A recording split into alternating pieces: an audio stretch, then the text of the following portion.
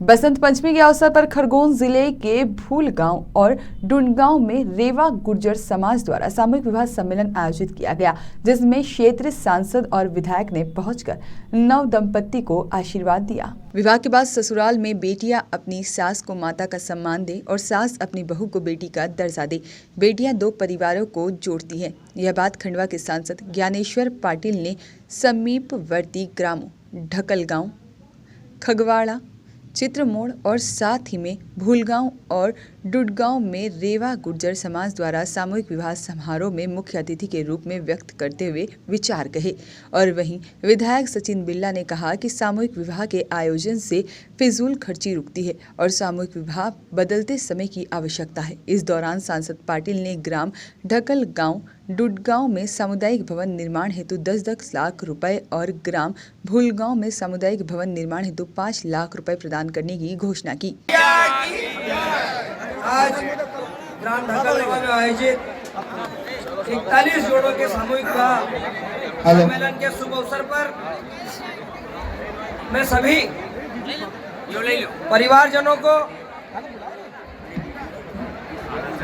और आज अपने जीवन की नई शुरुआत करने जा रहे सभी हमारे परिवार के भाइयों को, बहनों को, जो अपना नव दाम्पत्य जीवन की शुरुआत कर रहे हैं, नव युगल को, सभी को हार्दिक बधाइयाँ देता हूँ और माँ नर्मदा से कामना करता हूँ कि आपका जीवन सुखमय हो, परिवार की आप सब लोग सेवा करें, पूरा परिवार सुखमय हो, समृद्धि की ओर हमारा सभी समाज जाए, परिवारजन जाए। और इस अवसर पर मैं अपनी ओर से सामूहिक विवाह समिति के हमारे सभी कार्यकर्ताओं का भी, सांसद जी की ओर से भी सभी कार्यकर्ताओं का, जिन्होंने इतना बड़ा आयोजन आज यहाँ पर किया और फिजूल खर्ची जो शादियों में होती थी उसको बचाने का काम किया, पैसा बचाने का काम किया। ये पैसा समाज के, राष्ट्र की सेवा में लगेगा।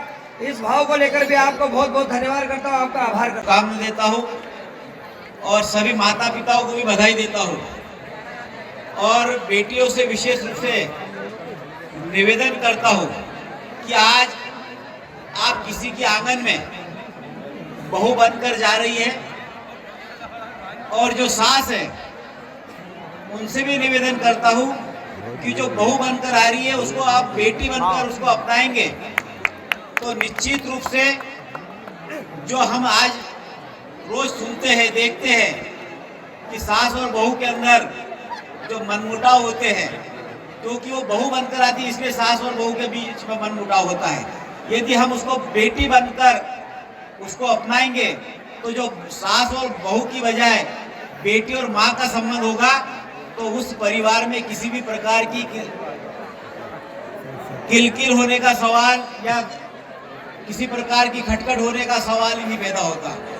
तो इस अवसर पर मैं सभी मातृशक्ति को भी बहुत बहुत शुभकामना देता हूँ।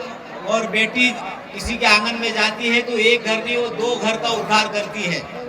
जिस घर से विदा होती है उस घर का तो उद्धार करके निकलती है, लेकिन जिस घर में जाती है उस घर का भी उद्धार करने का काम करती है।